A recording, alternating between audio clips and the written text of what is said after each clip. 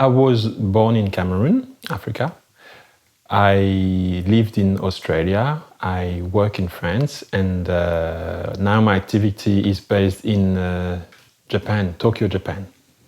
In Japan, I have an activity where I design kimono with African fabrics mainly, and beside that, I try to provide and create things, objects, sculptures, events that connects Africa, let's say Central Africa, with the Japanese culture.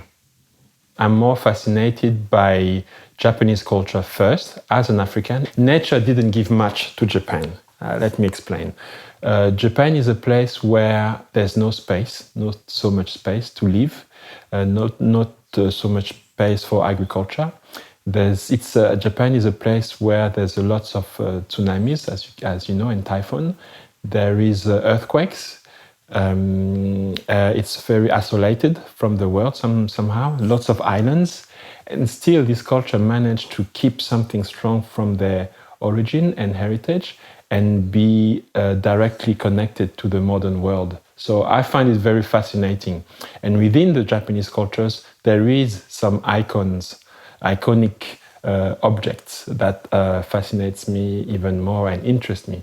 And the kimono is one of them, because when you look at a kimono wherever you are in the world, you recognize Japan immediately. I like that strength and that power of imagery that they manage to keep inside such an object. I try to make things connect, things that are not supposed to connect at the first place. Design and creation is all about transformation.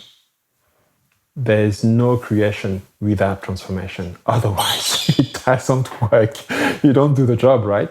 It's not just creating something, is to have a third aesthetic. I don't know how to explain that better than that. Something that doesn't belong to the origin of one side or the origin of the other, but that creates a more universal sense of origin. That's where transformation is valuable. Aha! This is the world where we live. I mean, we talk about globalization in a lot of negative ways. I'm a part of it. We are a part of it. And globalization has started 100 years ago. So there's good things about globalization. It's a fact. This is where we're going. This is where we are at. And we have to build positiveness out of it. And mixing culture it's not actually mixing culture, because when you mix, you lose things.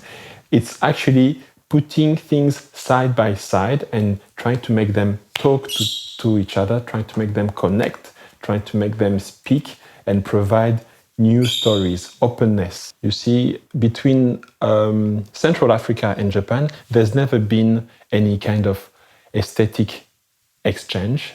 There's never been any kind of transmission. And the African wax have that strength that also, when you show them to anyone around the world, probably they can tell you that this is Africa. This comes from Africa. The same for the kimono.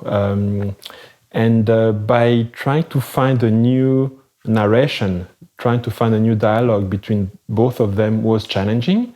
But if it succeeded, then it would open up to a new field, a new world of discovery, a new language, a new space, something unique, I suppose.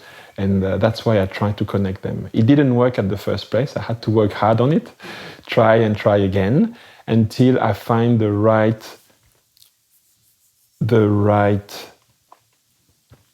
amount of things to put in each of them to make them simple and evident and clear.